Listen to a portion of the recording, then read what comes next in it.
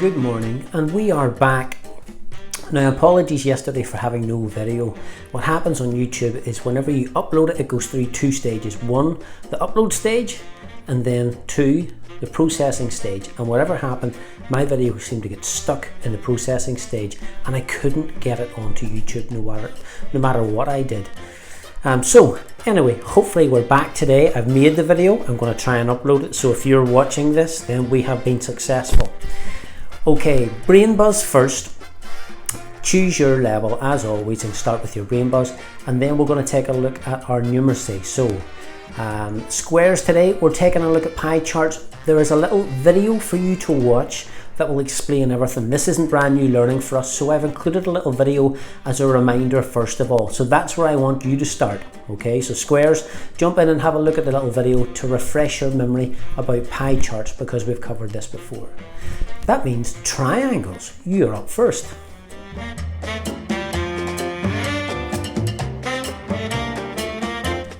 Whoops, we'll just adjust you. Okay, good morning, triangles. Now, triangles, although you were working with decimals yesterday, I didn't get to provide you with the teaching that you needed from our video from yesterday.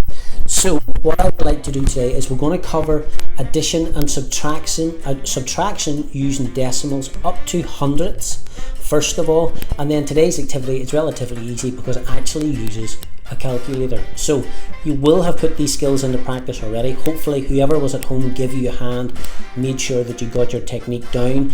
I'll show you my technique for it and see if it's similar to one that you used, and then if you get the chance, put it into practice. Have a go at a couple of sums, make sure you've got the hang of it, and then have a go at today's activities, which will be in the links. So watch this little teaching video first of all and make sure you're happy that you've got a good technique with adding and subtracting decimals.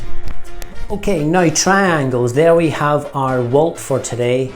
We're adding and subtracting decimals. We're looking at the written method for this. Now, here's the original calculation, and what I'm going to do is I'm going to break it down into steps and show you the process that we go through to get to the final answer, which will be over here. Now, bear in mind, you don't need to set it out like this. You would do it all in the one original sum at the start.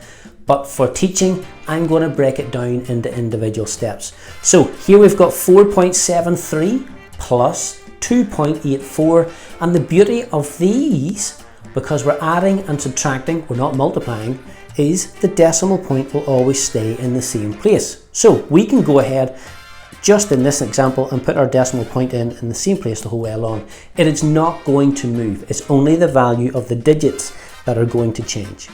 Okay, next step, we start in our not units. Be careful, this is not units, this is our tenths, hundredths column, and we add 3 plus 4 to give ourselves 7.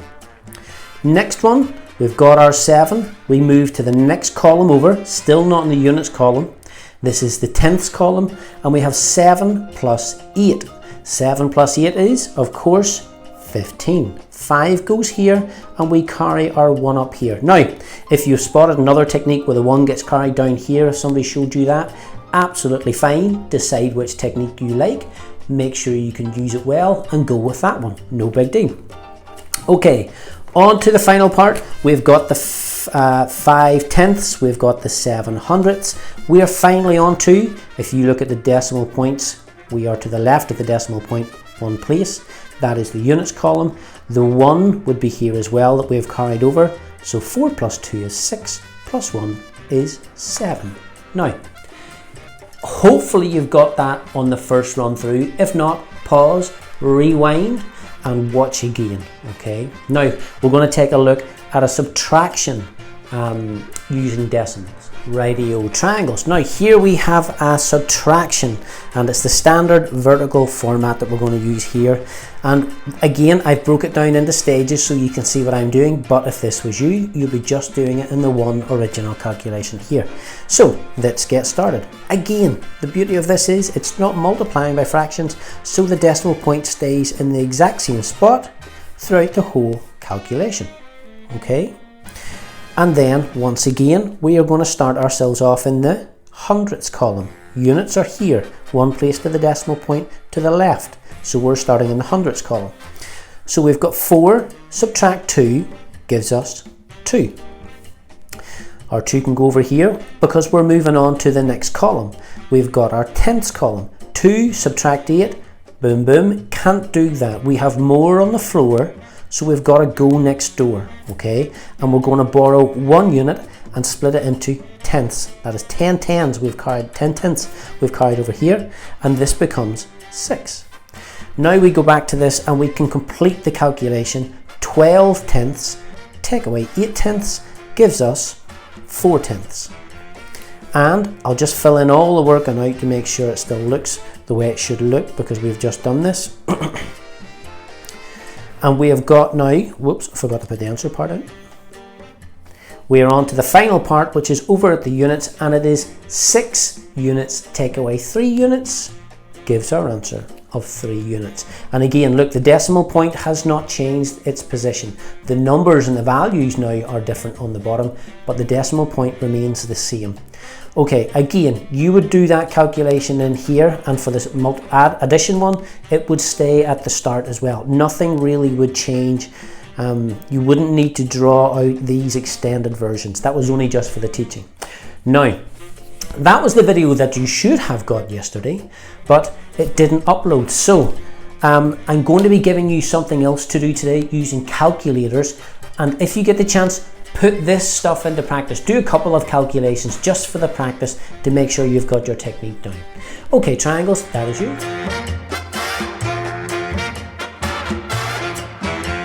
Now, good news, super circles, we have finished subtraction.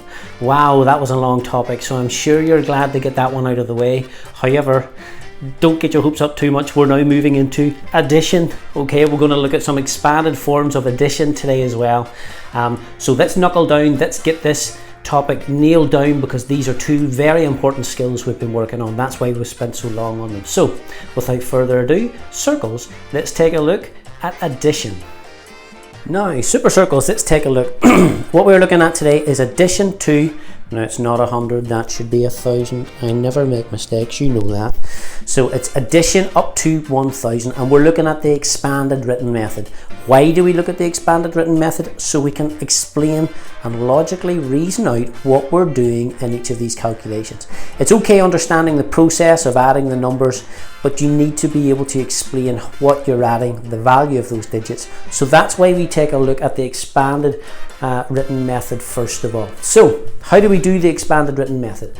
Well, here you can see that I have got 346 plus 38, and it's set out horizontally. Horizontally because it reminds us of the horizon. Okay, so this is horizontally. So we change it from doing horizontally to a vertical sum like this, with the addition sign completely outside where the sum is going to be. We've lined up our units, our tens, and the hundreds are in the next column as well. Now, let's begin. Where do we begin? We actually are going to begin just for the expanded written method over in the hundreds column, and we're going to add the hundreds. So you've got 3 hundreds and 0 hundreds gives you 300 altogether. Okay, let's now go into the tens column, and you've got 40 plus 30, because remember that's 4 tens, so that's 40 plus 30, because that's 3 tens, because it's in the tens column. 40 plus 30 gives you 70. Then finally we can move on into the units column, and you've got 6 plus 8. 6 plus 8 is 14, so our 4 goes here because we've got 4 units, and we've made a group of 10 because 14 has a group of 10 in it, and the 10 goes in the tens column. What is left to do? Well, I'll tell you what. All we have to do is add this together. 0 plus 0 plus 4 is 4. 0 plus 7 plus 1 is 8. And 3 plus boom boom boom boom is 3. Our answer is 384. Okay, so that is the expanded written method. You're starting off in the hundreds column first of all. Then you're going over into the tens column, and you're adding those up. Remember, it's not 4 plus 3, 40. That's the value of the numbers in that column is worth 40 plus 30, which gives us 70. And then if you have any numbers where you have more units than you can possibly store in that column, you've got to put the tens over in the next column. Similarly, If you had too many tens and you made an answer that went into the hundreds, your hundreds would go into the next column as well. So we are going to put this into practice today with, I think we have 6 sums that we're going to do, because this is a new technique for us. So we don't want to do too much and get bombarded with too much information. So we're going to have a go at pupil sheet 18 to put this into some practice. If you're not quite sure what we've done, watch the video again or send me a little message through and I'll give you a hand. Okay, circles, that's you. Off you go.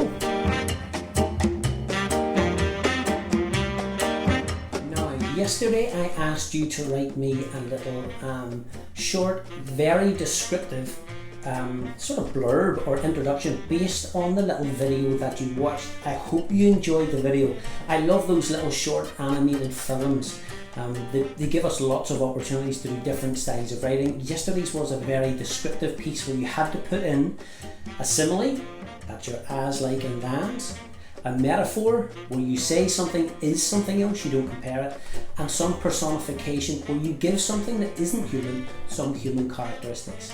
Some of you sent me through some excellent pieces of work and I was able to pick out each of those skills, as well as some fantastic adverbs, verbs, adjectives. It was very, very descriptive. Words like trudged through the snow, you compared the guy to a polar bear. What else? There were just so many good writing features that I was able to pick out from that. So when we write in school, I always like to write for a purpose, and today's purpose for using our writing will be to provide a voiceover. So I want you now to read what you have written out loud and add drama to your voice. You've added such descriptive language that we now need to perform that as if you are the guy in the cinema who does the voiceover for that introductory scene, as if you're trying to get people to come to the movies to watch it. So you've done all the hard work. It's now a case of recording your voice. Do a little voice recording on the Seesaw app or some other app that you've got and send me it through. I would love to hear it. If you can't do that, that's fine. Read it to a mum, a dad, or whoever's at home, big brother, big sister, if you're one of those, if they're too annoying, okay, and they're happy to listen to you. Read it to somebody, but practice where you're going to put the emphasis in your voice, okay? So perform that at home like a movie voiceover. Now, we're on to topic tasks. I hope you enjoyed the topic task this week so far. I have an absolute blinder for you for next week. I'm excited to let you see that one. But in the meantime, check out today's topic task.